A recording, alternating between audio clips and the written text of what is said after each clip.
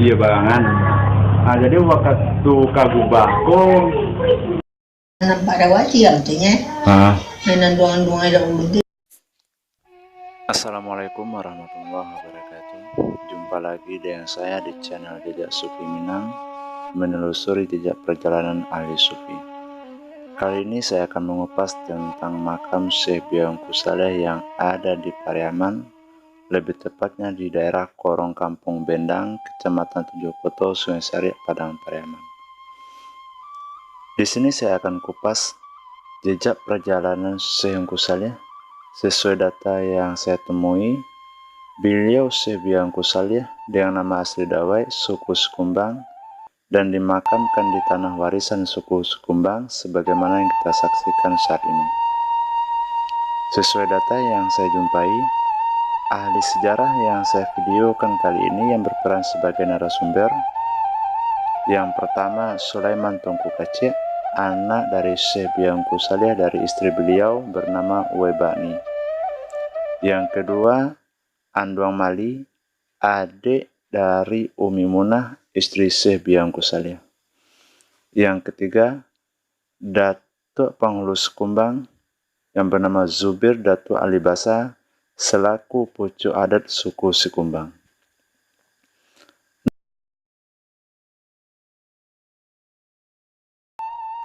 Namun saya ingatkan dulu, jangan lupa untuk subscribe channel ini dan aktifkan notifikasi ikon lonceng dengan tujuan agar sahabat semua bisa selalu dapat update terbaru dari video ini.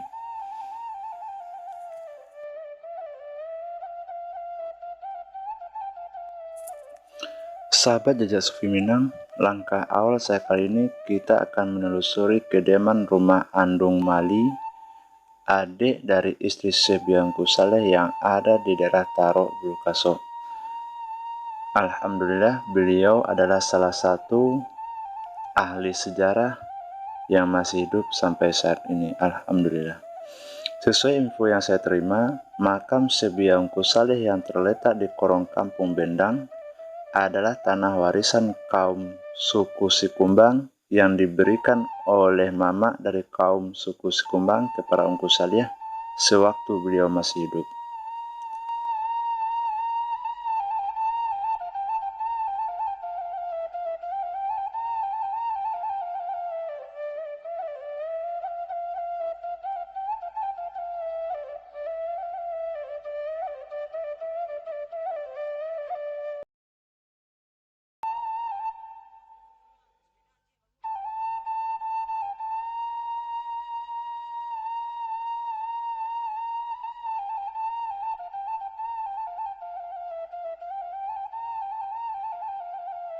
Ada tuh Datuk Penghulu Zubir, pertua cok kini kau nak bertanya ke pertua.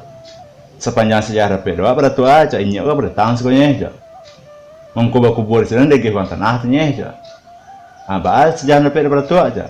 Di Jawa sejarah nambo Jawa di pemama ambo dulu Datuk Penghulu Tapa cok. Semua jengku je. Yang selalu dek kewan tanah sekolah cok. Jadi kau dek kewan tanah risiko bahasa pertua cok. Berarti tanah itu kan temen tanya cok. Bana aja tuh melame aja ya, jangan ada rehat kan roh aja. Kalau juga janji sebanain doang. Assalamualaikum nak, assalamualaikum. Di tempat pesaru meningkuinya kini kok pusat-pusian sebanain kan doang. Di tempat kubu meningkuinya oh. Nah, Pusat-pusian sebanain punya tanah kan doang. suku kan Sukumbang. Bunda nama gang Sukumbang ya, suku nam punya nama wilayah nama Jawa nama. Setahu ada ulu ya anduangan induk ciam. Induk Ciam. Oh itu yang daerah meningkuinya putih yang dibungkuan itu. Ya, ciam tu nanti daerah ciam tu nan mata tu dua lagi hati. Tapi nan dua tuan. Ya tak tuan yang tu kita buyala pulo. Ambil tadi lebih duduk cikgu nantian. Aku cakuan dah bersih tu Bukan nanti buku dia nampak dia. Dia harga kan. Dia mungkin tak lagi tu ni tu lagi semua dia panen fikir tu. Macam nana banyak. Aku ada banyak enggak tu Jawa. Ya Jawa. Jadi sampai nampak nenek kita pada balon kok kusui ya tengah Itu belum ya. kusui sana ujung piti itu mah tanda kena luwe. Nak tekah besok itu nak piti kan tangan. Jadi ada namanya sih waktu itu tuh dong mbak amang kudegih nabiya gitu ya. Aduh lah. Heeh. Cuma di pembayi mah baca kene je punya saya di pembayi. Heeh. Saya tanah Untuk dua mak patagak ke sebelah kuku kan nampak luwe di aja dah. Kaki kata. Nah, Tanah Yo. jadi pitihan degeh kan don ciam ko basuri menengko masih tanah no ya. Saya tanah. Berarti mana punya usaha makui bahasa ko yang punya tanah pun don ciam ya.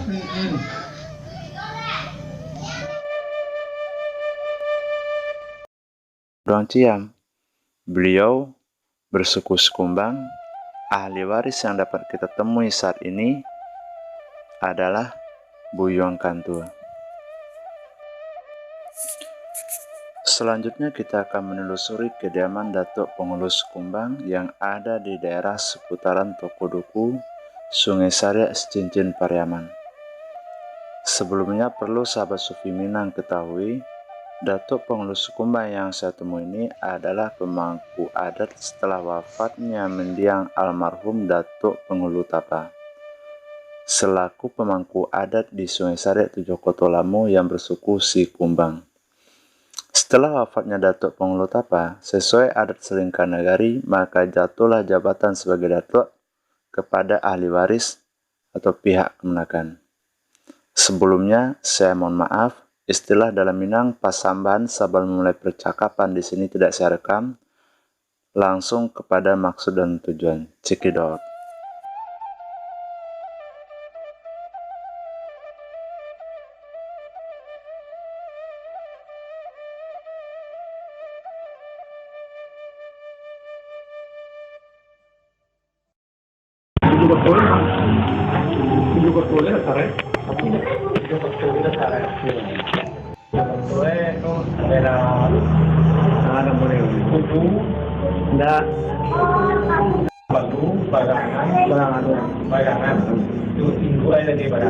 Jadi asal mana yang koko dari barangan. Yang kadang itu barangan. Iya barangan. Nah, jadi waktu kagubako waktu man yang koko lagi ya ko atau lagi itu bos. Cuma mau waktu kalau kayak ini orang meninggal kok. Iya. Meninggal mah. Nah kita datang mau apa? Punya tanah mana siapa pak? Mencuri dulu bang. Oh, menconcon. Artinya punya HP itu tanah. Iya. Tanahku bagian cepat dan mencon. Jadi sejarah itu diambil dari sejarah Minangkabau. Berarti tanah yang digubah bangunan dari laki bini yang diagih tanah di Ugang Sekumbang dengan pun sejarah. Berarti kan terbilang ameh betul ya pak? Iya. Ameh yang betul mesti loh. Tidak. Ameh yang betul mesti loh. Tidak. Kalau kasus itu kue bani mengecek ke laki yang bisa lihat kalau seandainya kita pagar rumah kemudian tak kena nafsu apa aja anda kau kasih dengan kau lapis balanjosan lunggu kita lungguan kita balik ke bahan.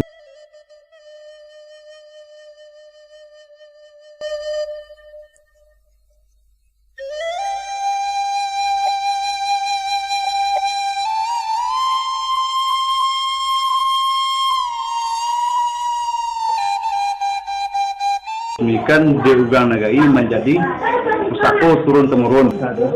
Kalau ketawa ada.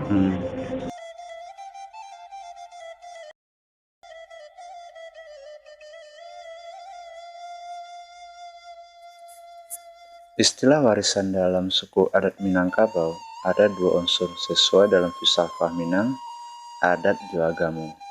Dalam istilah adat, warisan di Minangkabau dibagi menjadi dua bagian. Yang pertama tambilang basi, artinya pusako tinggi. Yang kedua tambilang ameh, pusako rendah. Poin pertama tambilang basi. Tambilang basi dalam istilah adat Minangkabau adalah harta warisan pencarian dari mamak suku kaum yang nantinya akan diteruskan atau diwariskan kepada pihak kemenakan dari kaum tersebut. Sementara poin kedua, tambilang ameh. Tambilang ameh dalam istilah adat Minangkabau adalah harta warisan pencarian ayah dan ibu yang nantinya akan diwariskan atau dibagikan kepada anak-anak dari pihak ayah dan ibu tersebut sesuai seperti yang diajarkan oleh Al-Quran.